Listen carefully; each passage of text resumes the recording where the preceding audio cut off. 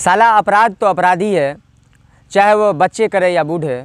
वैसे तो कहा जाता है कि बच्चे भगवान का रूप होते हैं, परंतु वहीं बच्चे कभी कभी ऐसे काम कर जाते हैं जिससे सारा समाज और सारे लोग भी अचंभित हो जाते हैं। आदाब, अभिनंदन, आभार। मैं श्यामानंद द क्राइम के इस एपिसोड में आप सबों का स्वागत करता हूं।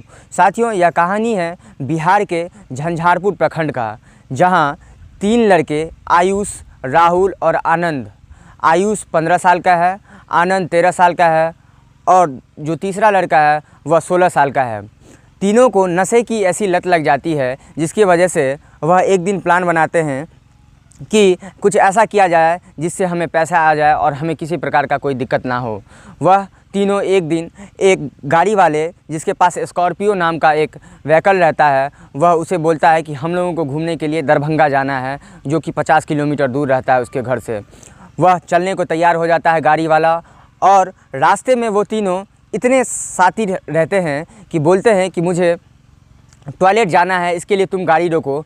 और जब ड्राइवर गाड़ी रोकता है तो वह तीनों जाते हैं और आपस में बोल देते हैं कि अब अपने जो प्लान है उसको अंजाम देना है। वो तीनों आते हैं, पीछे वाली सीट पर 2 लड़का बैठता है और आगे वाली सीट पर 1 लड़का बैठा होता है।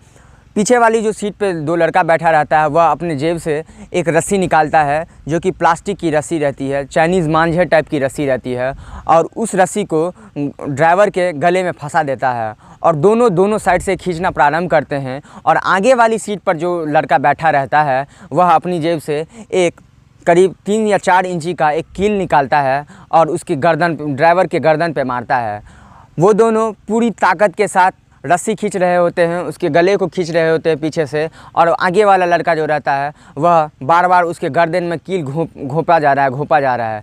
जब तक वह मर नहीं जाता है तब तक इन तीनों लड़के के द्वारा ऐसा कुकृत्य लगातार करता रहता है, जिसके अंततः वह ड्राइवर तो मर जाता है। इसके बाद कुछ ही दूरी पर जाके लखनऊ प्रखंड पड़ता है, नरवार। वहाँ एक ओवरब्रिज रहता है और वहाँ पे ओवरब्रिज पे जाके उस लड़के को उस ड्राइवर को फेंक दिया जाता है और उसका जो गाड़ी रहता है वह स्कॉर्पियो लेके भागने लगता है।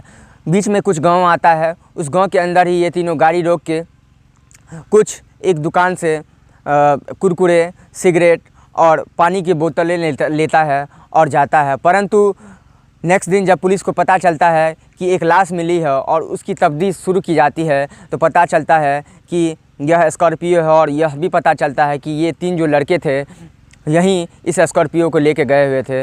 इससे ये हुआ कि पुलिस इन तीनों को पकड़ लेती है और वह स्कॉर्पियो भी बरामद करती है। बाद में पुलिस जो है प्रेस कॉन्फ्रेंस करने के बाद सारा जो घटना रहता है उसको बताता है और उस लड़के से भी पूछा जाता है। उन तीनों लड़कों को बाल सुधार गृह में भेजा गया है। और साथियों, इस कहानी का उद्देश्य किसी को परेशान करना तो नहीं है, परंतु कहा जाता है कि परवरिश, आपकी जो परवरिश है वहीं आपकी महानता को दर्शाती है और यही बताती है कि आप कितनी आगे तक जाओगे।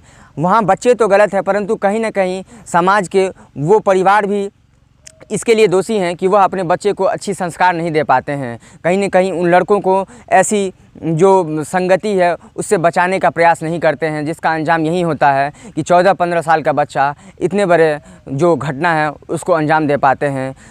साला कोई अपराधी अपराध करता है, परंतु उसे ये नहीं पता होता है कि मेरा भविष्य क्या होगा। बस वो यही जानता है कि इसके करने के बाद मैं आगे कुछ नहीं करूँगा और आगे से मेरा ये जीवन जो है वो सफल हो जाएगा। परंतु ये सबकी भूल होती है, अपराधियों की ये भूल होती है कि अपराध करने के बाद मैं बच जाऊँगा। तो मिलते हैं साथियों द क्राइम के अगले एपिसोड में। तब तक के लिए जय हिंद, जय भारत।